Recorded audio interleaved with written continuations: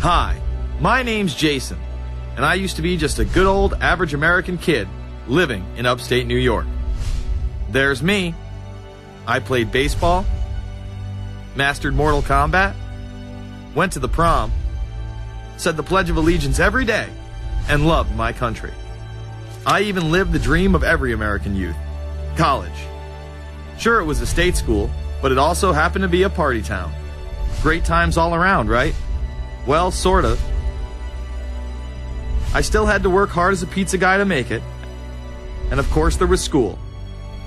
I had to figure out the computer graphics programs I was working with, as well as attend classes I didn't care about. I certainly didn't know much about geopolitics. Then 9/11 happened and everything changed.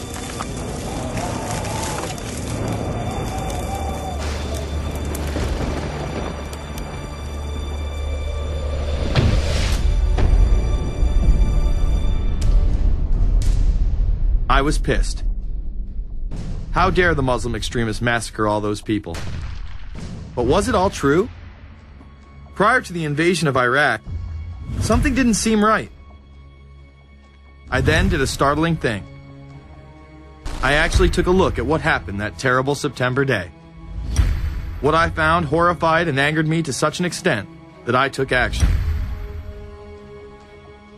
We were lied to, and lied to big time.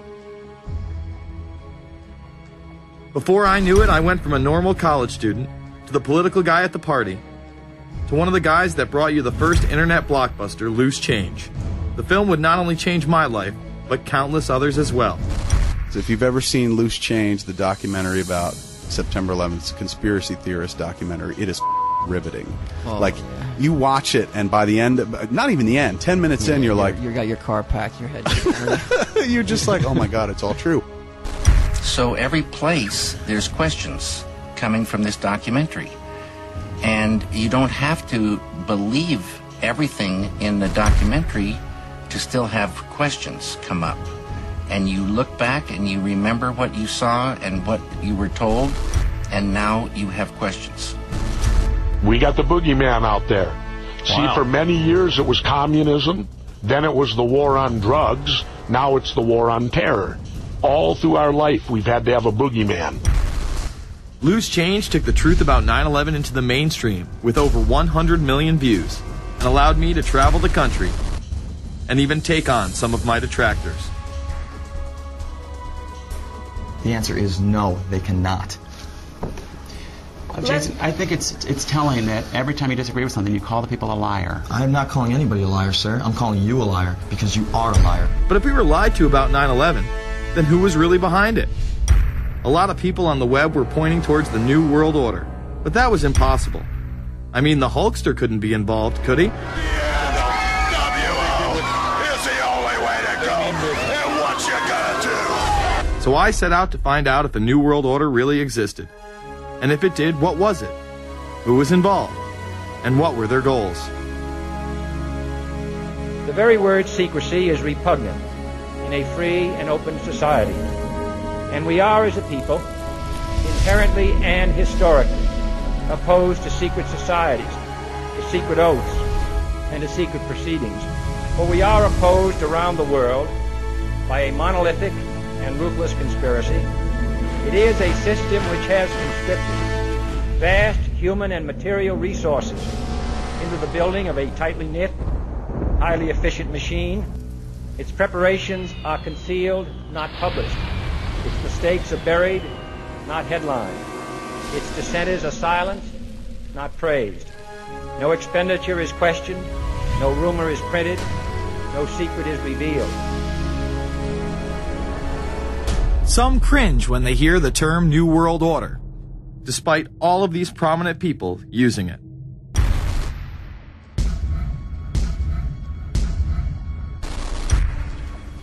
The world that maybe some people dreamt of at that conference back in Bournemouth, when it looked as if maybe history would end, that liberal democracy would triumph, that free market economics would slowly progress, and we'd have a new world order.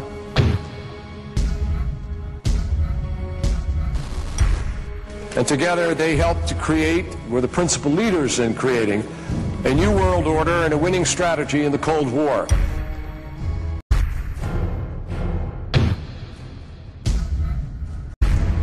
We are part of a new world order. And as the recently departed Admiral William J. Crowe once said, it's long on new and it's short on order.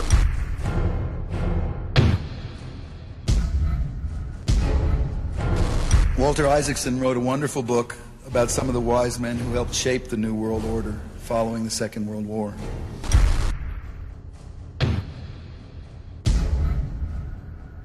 As we devise a way forward in Iraq, I urge the international community to embrace its responsibility for creating that new world order. A new world order based upon collective action.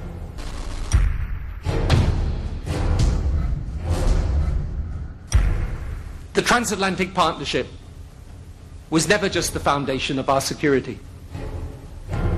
It was the foundation of our way of life. It was forged an experience of the most bitter and anguished kind. Out of it came a new Europe, a new world order, a new consensus as to how life should and could be lived.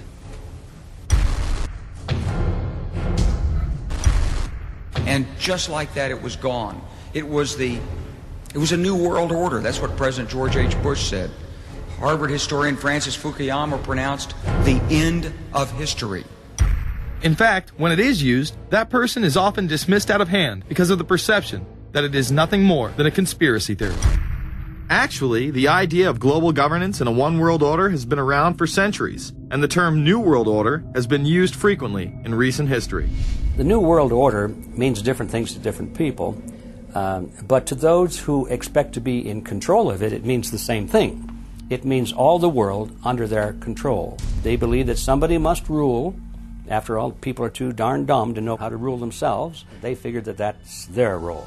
The first in-depth publication of note was Samuel Zane Batten's work, The New World Order, which was published in 1919. Under the cloak of Christianity, this order speaks of a new world rising and advocates social control over all people and all resources. It promotes a world federation with a world parliament, an international court, and a global police force. Some of its goals are as follows. Community. The danger and loss in crime and degeneracy. The determination to make community life safe, sanitary, wholesome, and moral. Industrial. The disappearance of class distinctions and the solidarity of all interests in the economic process. National. The conception of the nation's welfare as the supreme concern, with the policy that everything shall contribute to this end, and every person must do some useful work. International. The creation of an international mind, with a world consciousness and a world patriotism.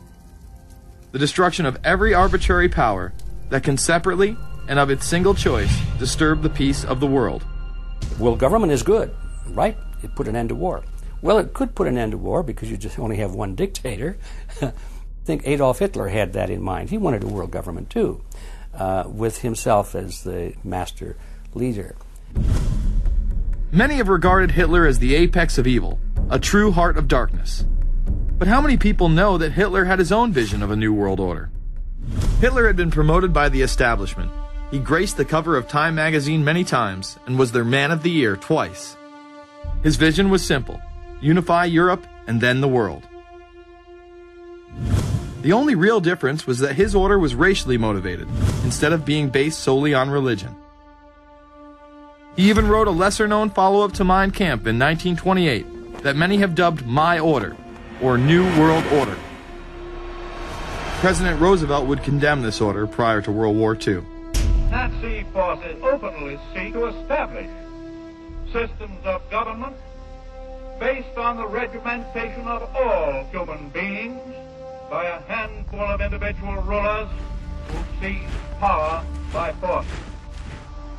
Yes, these men and their hypnotized followers call this a new order. It is not new, and it is not order.